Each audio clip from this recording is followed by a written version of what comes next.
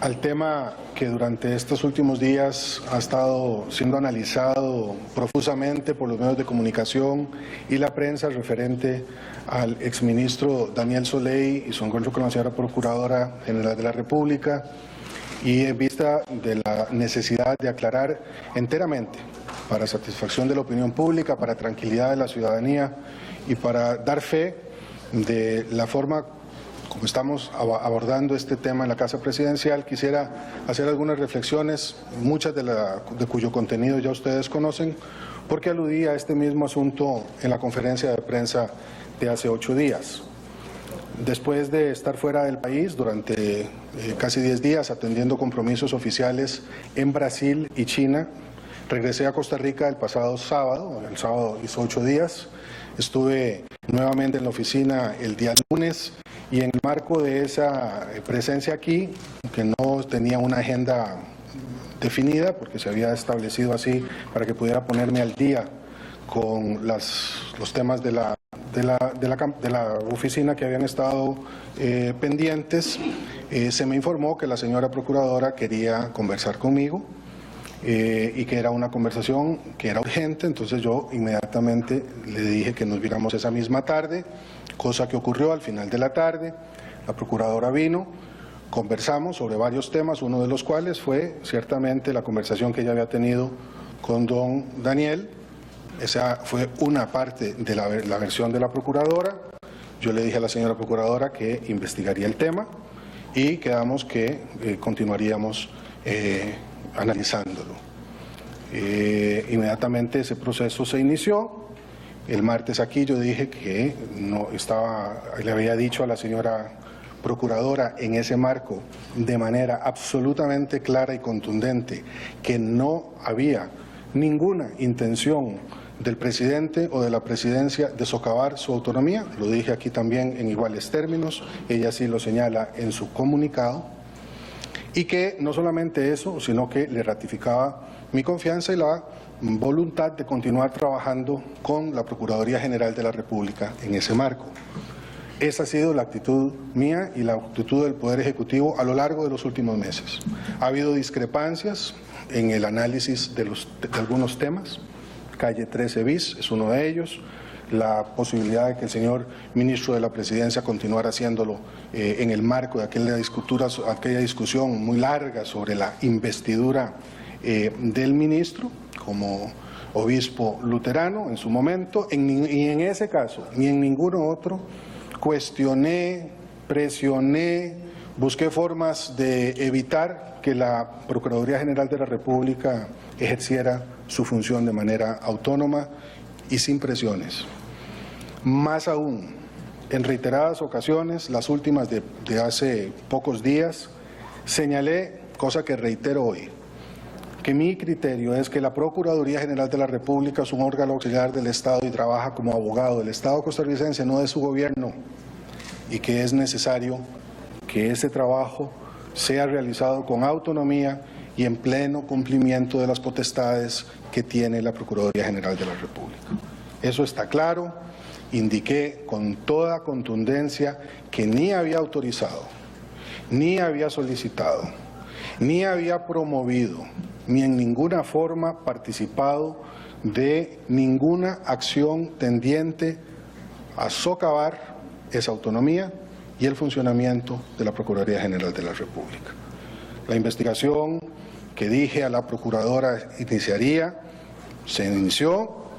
Lo dije así a los medios de comunicación el día jueves por la mañana en ocasión de mi presencia en la inauguración de los procesos de interlíneas, así fue consignado el día viernes en los medios de comunicación, y más todavía el día sábado en ocasión de un encuentro que tuve con los cooperativistas de Copetarrazú que cumplían 5 décadas de funcionamiento en el país. Señalé que me aprestaba a tomar una decisión al respecto el fin de semana. Ese sábado en la tarde, al regreso de mi reunión en Tarrazú, recibí la noticia de que el señor viceministro don Daniel Soley había renunciado. O sea que enteramente, con toda transparencia, procedí a de desmentir cualquier intención del Poder Ejecutivo de dañar a la Procuraduría. Lo hice antes de la conversación con doña Ana Lorena, a propósito de otros temas, así fue como lo señalé desde antes, cuando dije por primera vez, y ustedes me preguntaron sobre los temas de Calle Bici, sobre don Melvin mismo, lo dije entonces, se lo señalé a ella, lo reiteré en el marco de esa conversación, lo vuelvo a decir hoy, y esa es la verdad de los hechos, que en lo que toca a la conversación misma de don Daniel y doña Ana Lorena, será aclarada donde debe hacerse, que es en el marco de la Asamblea Legislativa, según los términos acordados por las señoras y señores diputados. Me parece que debe haber tranquilidad en el país, en los medios de comunicación, respecto a estos procedimientos. Costa Rica merece tranquilidad y serenidad en la discusión de los temas políticos, y eso es lo que hemos tratado de hacer. Desde ese punto de vista, me parece que cualesquiera debates que tengan que hacerse, todos ellos absolutamente legítimos, habiéndose ya mostrado la disposición tanto de doña Ana Lorena como de don Daniel, como del propio don Melvin, de participar en estas consultas de la Asamblea Legislativa, amerita una reflexión seria, tranquila y ponderada ante la opinión pública, que eso es lo que el país merece. Habiendo dicho eso, quiero aprovechar esta ocasión para hacer un llamado de tranquilidad también y de una respetuosa solicitud a distintos sectores de la vida nacional que quieren manifestarse y sacar a la calle sus protestas en ocasión de la tercera cumbre de la CELAC. Nadie en Costa Rica eliminará la voluntad del ciudadano o de la ciudadana de pronunciarse sobre los temas que quieran, ni siquiera durante la tercera cumbre de la CELAC, porque no habrá ni hay voluntad del gobierno de impedir que esas expresiones críticas puedan ser expresadas en ese marco. Pero sí quisiera también hacer un llamado a la sociedad costarricense para que recordemos que esta es una cumbre que coloca a Costa Rica en el mapa, que los espacios para atender esas reivindicaciones y esos problemas no se han cerrado nunca, que hemos estado dispuestos siempre, en todo momento, a atender esos reclamos y resolver tan pronto como ha sido posible las demandas, nuevas algunas y viejas la mayoría, que esos grupos han tenido. Aprovechar de forma oportunista una convocatoria de esta magnitud, en la que Costa Rica se presenta al mundo con una cara extraordinariamente creativa, ordenada y habiendo hecho un esfuerzo tan grande como el que se ha hecho de parte de la Cancillería y de las demás organizaciones que participan en ese encuentro, me parece que es poner la carreta delante de los bueyes. Tenemos la ocasión, la oportunidad y la voluntad de atender todos esos problemas allí donde correspondan, y yo pido con todo respeto a quienes quieran hacerlo que lo hagan de cara al escenario local y no para mandar al mundo reivindicaciones que, pudiendo ser muy legítimas en el marco de nuestro debate nacional, lo único que hacen puestas en el mundo es ponernos a lucir como un país que no entiende el momento en que se encuentra. Ese es el segundo tema. Y finalmente, quiero hacer un llamado también muy respetuoso a las organizaciones del Magisterio Nacional, que ayer hicieron una declaración respecto de la posibilidad de ir a una huelga antes de que inicie el curso lectivo, afectando de esa manera a miles y miles de jóvenes y niñas, niños costarricenses y a sus familias, principalmente debido a un debate en torno a cuestiones salariales. No ha sido este gobierno un gobierno que se haya mostrado insensible ante la necesidad de garantizar salarios decentes al sector público. Pero eso se ha hecho de acuerdo a una fórmula y a un entendimiento que se ha mantenido en este caso y que no permite, por haber sido muy baja la inflación en el último periodo, un aumento mayor al que se ha concedido. Desde ese punto de vista, también quiero pedir mesura y tranquilidad. Necesitamos a nuestros niños en las escuelas aprendiendo y necesitamos a nuestros maestros enseñando. Y desde ese punto de vista quiero, con todo respeto, ¿verdad?, insistir en la inconveniencia de que se proceda de una manera como la que se sugiere, sin tomar en cuenta el grave daño que esto ocasiona, no al gobierno de la República. En este caso, me honro en presidir, pero que no debe ser el blanco de ese movimiento, sino a la sociedad costarricense entera. Y por eso pido también a las organizaciones de la sociedad civil que ponderen esa situación. Bueno, habiendo dicho lo anterior, con todo gusto quedo a disposición de ustedes para sus preguntas. Posteriormente me voy a retirar, quedarán aquí los señores ministros. Yo tengo que visitar brevemente las instalaciones de la próxima cumbre para ver cómo está todo, preparándose para ello, antes de mi salida al país para asistir a la toma de posesión del presidente Evo Morales. Permítanme una nota al pie. La toma de posesión del presidente Evo Morales estaba programada desde hace meses. Como se lo dije a algunos de ustedes en algunas de las preguntas que me hicieron en otros momentos, el presidente Evo Morales estuvo presente en mi toma de posesión.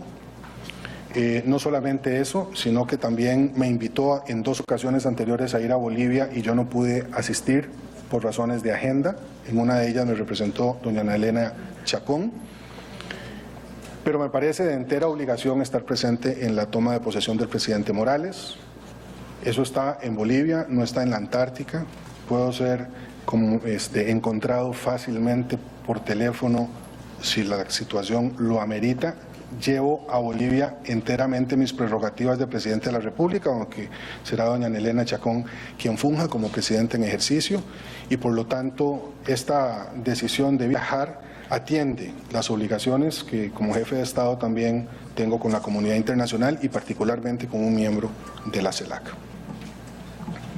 Gracias, presidente. ¿Quiere responder? Sí, por favor. Sí, Manuel Avendaño, de ameliarueda.com, representando a los medios digitales. Recordarles que el presidente tiene más o menos unos 15 minutos. ¿Cómo está, presidente? Buenas tardes, Manuel.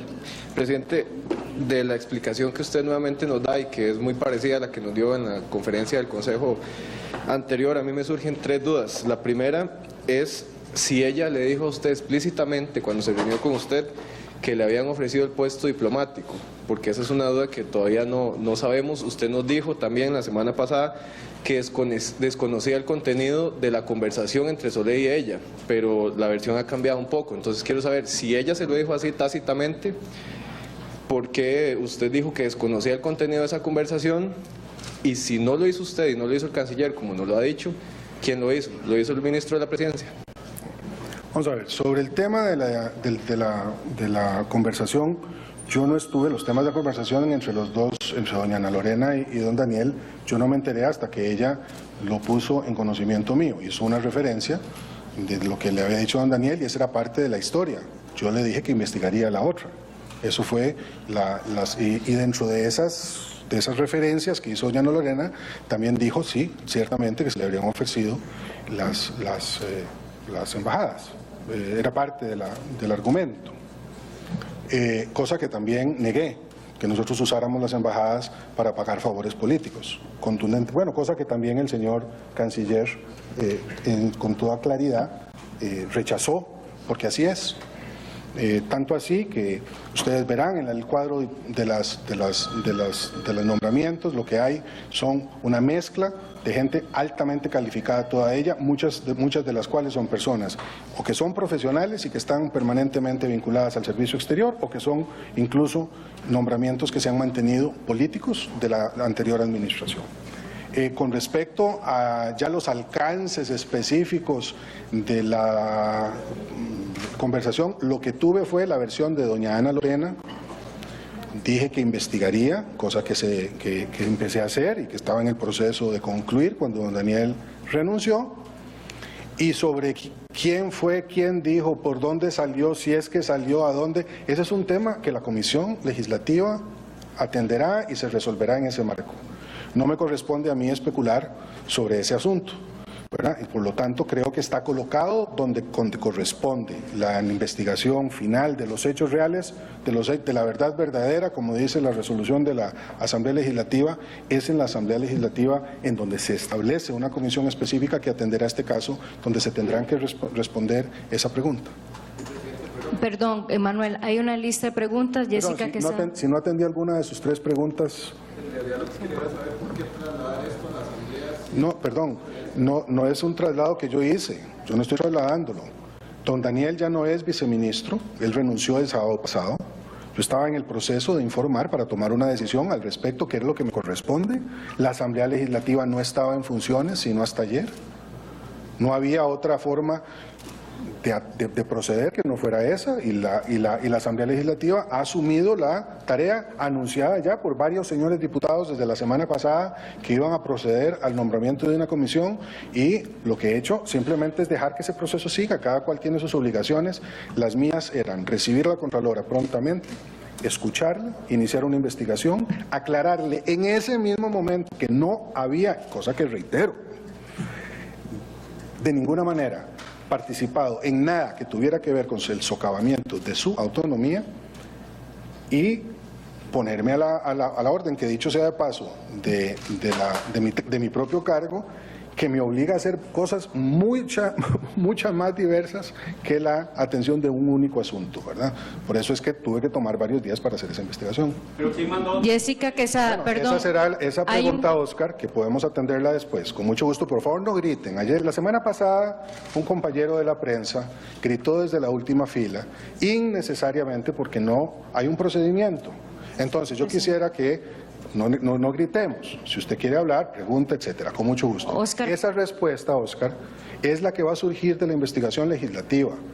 Y ahí me parece que es a donde está ubicado el tema y en donde se recibirán las observaciones y las respuestas de cada uno de los jerarcas. Oscar, disculpe, sus compañeros se organizaron para hacer las preguntas. Usted llegó tarde, lo lamento. Jessica Quesada, representando a la televisión. Gracias, don Luis Guillermo. Yo quiero hacerle 2 consultas. La primera es que usted habla de especular. Me pregunto cómo el presidente puede especular sobre una situación que tiene que conocer de primera mano con un ministro y con un ex ministro de la presidencia. Yo sinceramente le pregunto por qué el presidente habla de especulación si tiene la información de primera mano. Y la siguiente, don Luis Guillermo, ¿por qué dejarle a la Asamblea Legislativa un tema que tiene pendiente al más de 1 millón de electores que eligieron a este partido? ¿Por qué no decírselo a través de los medios de comunicación, que está a la expectativa de la población del tema, y esperar que sea en la Asamblea Legislativa donde se discuta, cuando bien usted sabe que sencillamente las personas pueden decidir abstenerse a declarar, y el tema quedó ahí con un silencio absoluto? Y don Luis Guillermo, muy rápido, se pregunta a la gente si esta es la ética del PAC de guardar silencio tanto tiempo, en el caso del ministro de la Presidencia, que lleva ya más de 1 semana en silencio total respecto a este tema. ¿Él tiene responsabilidad a su criterio de lo que sucedió? Bueno, vamos a ver. En primer lugar, yo no quisiera aquí hablar en nombre del 1,5 millones, del 1.300.000, de 1 millón de personas ni nada. Yo soy el presidente de los costarricenses y lo seré por los próximos 3 años. ¿Cuántas personas en el país están pendientes de este caso? No lo sé. Espero que muchas, y espero que esto que estoy diciendo les llegue de forma íntegra a los costarricenses, como ha sido el caso siempre que ustedes han cubierto estas comparecencias. Yo respeto la institucionalidad y hago lo que tengo que hacer. Lo hago con devoción, lo hago con compromiso, lo hago con responsabilidad, y lo hago de cara a la gente y a los principios que la gente espera que yo tenga en esta materia. Y ese procedimiento y esa institucionalidad obliga al presidente de la República, en este momento en particular, pero en todos los momentos en general, a actuar con tranquilidad y sin atropellar los procesos que son atendidos en las diferentes instancias a solicitud de quienes tienen la obligación de ejercer esos espacios, que son, en el caso de la Asamblea Legislativa, las señoras y los señores diputados. Yo quisiera aclarar que yo no estoy trasladando nada a la Asamblea Legislativa. La Asamblea Legislativa, en atención a sus potestades, convoca a quienes quiere convocar para aclarar sobre un tema que, dicho sea de paso, no tiene consecuencia práctica porque no, lo reitero, se pretendía de parte del Poder Ejecutivo socavar la autonomía de la señora Procuradora. Pero no soy yo el que lo estoy trasladando. Lo está pidiendo la Asamblea Legislativa. Son señoras y señores diputados quienes están solicitando la comparecencia en la Comisión de Ingreso y Gasto Público de las personas que estuvieron involucradas en esos acontecimientos. Sobre los temas del señor ministro de la Presidencia y su presunto silencio, ¿verdad? Puede ser presunto porque si no digo presunto, estaba hablando mucho, don Melvin. Él podrá responder, pero en todo caso, respondo yo, una vez más, en nombre del Poder Ejecutivo, en el sentido de que esa conversación se hizo sin mi consentimiento, sin mi conocimiento y sin que yo propiciara ese encuentro, ¿verdad? Entonces, así lo veo, no es el presidente el que está trasladando ni quitándose de encima obligación ninguna. Estaba en ese proceso cuando renuncia don Daniel, tal y como fue dicho previamente a ese evento a los medios de comunicación, tanto el jueves como el siguiente sábado. Carlos Jiménez, de Colombia.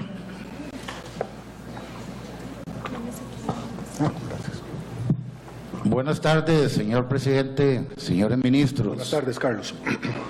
¿Por dónde empezar? Porque este tema es de no acabar, señor presidente. Ahondando sobre la pregunta de la colega Jessica Quesada, cada vez que hay una crisis en su gobierno, el señor ministro de la Presidencia no aparece por ningún lado, ni sus asesores. Los sectores políticos claman por una remoción al ministro de la Presidencia. ¿Sí o no lo va a seguir usted avalando el daño, el deterioro, la imagen política de su gestión, señor presidente? ¿Hasta cuándo?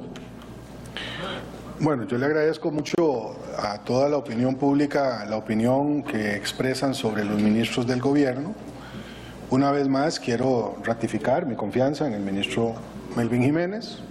Es una persona madura que atiende y resuelve los problemas del Estado, que son muchos, bastantes más de los que ustedes se imaginan, y sin embargo está ahí trabajando empeñosamente todos los fines de semana, hasta altas horas de la noche, con su equipo, atendiendo esa agenda.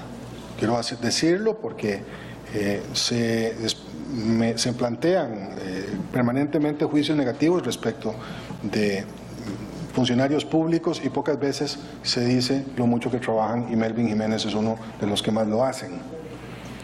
Sobre este caso puntual, don Melvin tendrá oportunidad de hablar lo que tenga que hablar en la Comisión Legislativa cuando así lo dispongan las señoras y señores diputados, ¿verdad?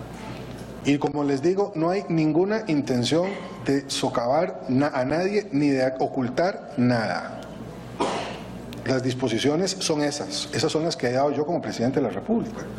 Y se me quedó, Jessica, y pido disculpas por eso, referirme al tema de la especulación, que no mencioné ese tema, y usted lo mencionó. No, yo no estoy especulando, no digo que son especulaciones, es que resulta que los eventos tienen varias lecturas. Y una de las lecturas que escuché cuando la señora Procuradora me lo informó fue la de ella. También escuché después la de don Daniel. Y esas lecturas no necesariamente son idénticas. Entonces yo no quiero especular para tomar decisiones que no puedo asumir en estos momentos más allá de lo que sería una mera especulación. Eso es como se llama eso. Yo estaría especulando, estaría aventurándome. Es en ese sentido que lo digo. El presidente de la República además no está siempre absolutamente informado de todo, obviamente. Entonces sobre otros temas puedo tener que a veces hacer algunas especulaciones y tomar decisiones que no siempre están en ese lógico de las seguridades absolutas. Bueno, en este caso estaba investigando qué es lo que corresponde. Y le pido disculpas una vez más a Jessica por no haber atendido esa parte de su pregunta. Álvaro Murillo, de La Nación. Fernando Francia, para que el presidente pueda retirarse. Buenas tardes. Buenas tardes, Álvaro. Don Guillermo, ¿no cree usted que don Melvin debería contarle a la prensa también, como usted lo ha hecho, la versión o lo que sabe de este caso, como usted mismo lo ha hecho? Esa es la primera pregunta. Y la segunda, ¿usted le pidió la renuncia a don Daniel Soley? O si no, ¿por qué se la aceptó? Gracias. Con todo gusto, Álvaro. Yo le he pedido a don Melvin que diga la verdad, que no oculte ningún extremo de lo que ocurrió, como ha sido el caso en el que particularmente ha atendido las cosas. Que tiene que decir la verdad. Y será el señor ministro el que defina los momentos en que esa verdad que le he solicitado se transmita a la opinión pública, y creo que lo hará, entre otros espacios, en el espacio legislativo correspondiente. Eso es lo que le he pedido al señor. Y le pido a todo el mundo que hable la verdad y que diga la verdad, que no mienta. Eso para tranquilidad de la opinión pública. La segunda pregunta, Álvaro, suya es... si le pedí la renuncia a don Daniel. Yo estaba en el proceso de tomar una decisión el sábado, así lo confirmé a los periodistas que estuvieron en Tarrazú. Cuando llegué a San José me encontré la carta de don Daniel. Yo no le solicité esa renuncia, él la presentó y yo se la acepté porque, como él mismo lo dice en su carta, yo esto creo que es un elemento que está ahí muy claramente establecido, la viabilidad política de su trabajo había quedado inexorablemente cuestionada en el marco de este debate. Él no podía hacer el trabajo que tenía que hacer como viceministro después de todo lo que se había discutido esa semana. Y la política es un arte no solamente de realidades, también de afectos, de cariños, de entendimientos. Yo creo que eso está bien que lo entendamos, pero la realidad es la materia prima básica de la política. Y la realidad era que ya Daniel no podía seguir trabajando como interlocutor ante la Asamblea Legislativa, obviamente, ni tampoco era un interlocutor válido en el trabajo que hacía en el ministerio, porque iba a estar siempre perseguido, aún si fuese exonerado en la Comisión Legislativa, por toda esta circunstancia que nos ha rodeado estos días. ¿Perdón? Yo estaba en el proceso de informarme toda esa información. Sí había hablado con él 2 veces y iba a hablar otra vez con él, porque, como digo, las opiniones no eran concluyentes. No pude hablar con él a profundidad la primera vez, estábamos muy sobre la marcha, tenía otros asuntos de agenda, pero sobre las conclusiones a las que yo llegué y que iban a ser la justificación de la decisión que tomara ese fin de semana, por supuesto eso ahora a estas alturas resulta irrelevante, porque don Daniel salió de su puesto, ya es exministro de Estado. Fernando Francia, para terminar. Buenas tardes, presidente. Muy buenas tardes, Fernando. ¿Le dijo a Ana Lorena lo del ofrecimiento, sí o no? ¿Melvin sabía lo del ofrecimiento, sí o no? Y en esa investigación que usted hizo, o el Poder Ejecutivo hizo, ¿cuál fue el resultado? ¿Quién y por qué hizo el ofrecimiento, si existió? ¿Existió? Vamos a ver, nuevamente, en el marco de la conversación con la señora Procuradora, sí, ella me dijo eso, esa fue la versión de doña Ana Lorena. La versión de don Daniel no es igual a la de doña Ana Lorena, esto también me lo dijo don Daniel. Pues aquí están 2 palabras empeñadas. Yo hice una investigación para ver cómo hacíamos encontrar otros elementos que me pudieran resolver ese dilema. Ese proceso estaba en marcha cuando Daniel renunció. Eso es lo que yo puedo decir. Más allá de eso, si la pregunta es si yo tengo elementos concluyentes para afirmar que lo que pasó fue A, B o C, y que el que dio la presunta instrucción a Daniel, si es que hubo un presunto instructor, fue A, B o C, o si se tomó o no se tomó voluntariamente esa decisión, en qué condición, con qué tono, yo sobre eso no puedo pronunciarme, porque ahí sería nuevamente apelo al concepto de especular. Eso no llegué allí a resolver eso. Lo que yo sí sé, y con eso me despido y pidiendo disculpas de esto, porque si no pierdo el avión y vieran lo que cuesta llegar a Bolivia. Lo que yo sí sé es, 1, que hemos actuado responsablemente. 2, que el país tiene que moverse de este debate, no por miedo de este gobierno a nada, porque vamos a decir la verdad, es lo que estoy pidiendo, sino porque Costa Rica es más grande que este tema. Este es un gran país. Hay muy buenas noticias para Costa Rica y no podemos seguir permanentemente pegados a esto. Comprendo, valoro y agradezco el trabajo de la prensa. Ustedes han hecho un trabajo estupendo y les pido que lo sigan haciendo. Y también aplaudo el trabajo de control político que se hace de la Asamblea Legislativa. Es importante que se haga. Ahí está la magia de la democracia y de la institucionalidad democrática. Pero también tiene que haber comprensión del panorama más amplio. ¿De dónde queremos que esté el país? ¿De cuáles son las obligaciones que tiene un gobierno que está cambiando cosas y que está desacomodando cosas? Y es esa responsabilidad la que voy a ejercer hasta el fin de mi mandato, con igual sentido de prudencia y de transparencia y de respeto a las diferentes instituciones que configuran al sistema político y social de este país. Muchísimas gracias, les deseo muy buena semana, estoy permanentemente a su disposición y cualquier cosa, si se necesita aclarar mayor, cualquier otro alcance de esto, aquí están los señores ministros. Me hubiera gustado que estuviera doña Sonia Marta también para hablar sobre el tema de educación, pero si fuera necesario ya podrán encontrarla. Muchísimas gracias, muy buenas tardes.